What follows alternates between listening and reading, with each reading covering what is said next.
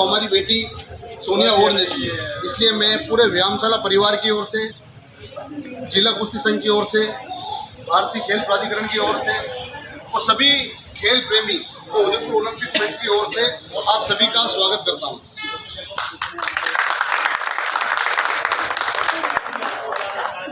मैं खुद आप सब जानते हो भारतीय खेल प्राधिकरण में हूँ, तो कुश्ती कोच हूँ।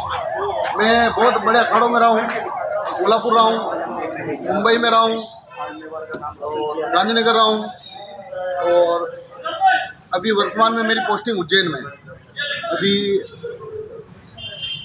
रक्षाबंधन पे मैं आया हुआ हूँ और समय समय पर जब 2019 से सोनिया ने अपनी पहलवानी की शुरुआत की, तब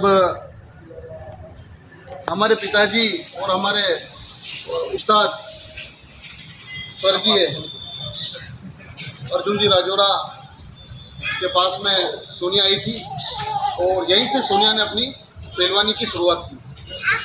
हमने ऐसी आशा नहीं की थी कभी भी कि सोनिया इतने बड़े स्तर पर पहुंच पाएगी, पर इसमें जुनून था और बस सुबह शाम पहलवानी में जब भी आता था, शनिवार रविवार में हमेशा उदयपुर आता हूँ, जब भी आता था तो इसको बताता था कि भाई तेरा ये पेट को मजबूत कर, पेट मजबूत होगा तो तेरा ग्राउंड मजबूत होगा। और फिर उस समय इसने यहाँ पर पहलवानी करी।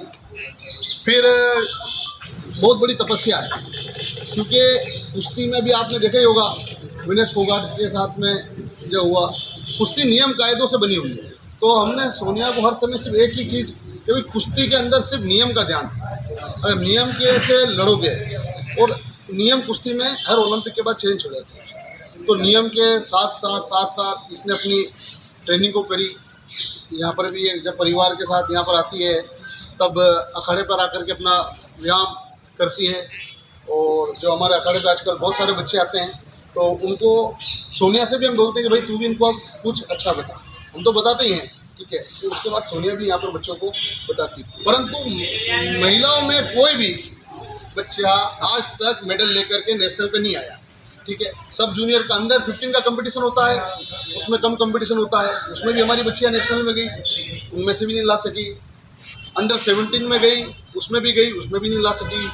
अंडर 20 में गई, उसमें भी नेशनल में खेली, पर वहाँ भी मेडल नहीं लेके आ सकी। ये जो लाई है अंडर 23 से लाई है। अंडर 23 मतलब एक सीनियर का ही कंपटीशन हो गया, तो ये सीनियर का कंपटीशन के समकक्षी है।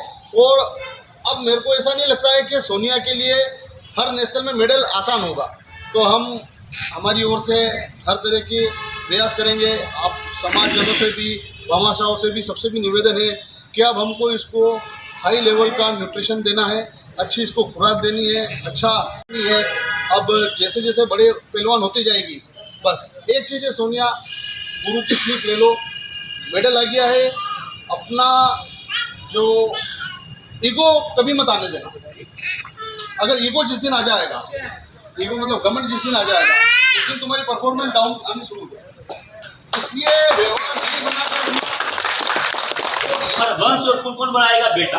हर एक को बेटे की चाह होती है। तो मैं चंद लाइनें फिर से कहना चाहूंगा कि हर एक को बेटे की चाह होती है। कहते हैं कि बोए जाते हैं बेटे, कहते हैं कि बोए जाते हैं बेटे, उगाती बेटियां।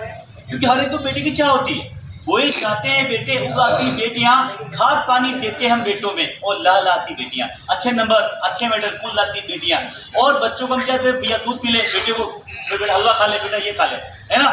तो कहते हैं कि हीरा अगर बेटा है, कहते हैं हीरा, ये बेटा हीरा, हाँ ये लेकिन मैं कहूँगा भाई भी हीरा है ना। तो कहते हैं कि बेटा अगर हीरा है ना, तो सच्चे मोती ही बेटी है।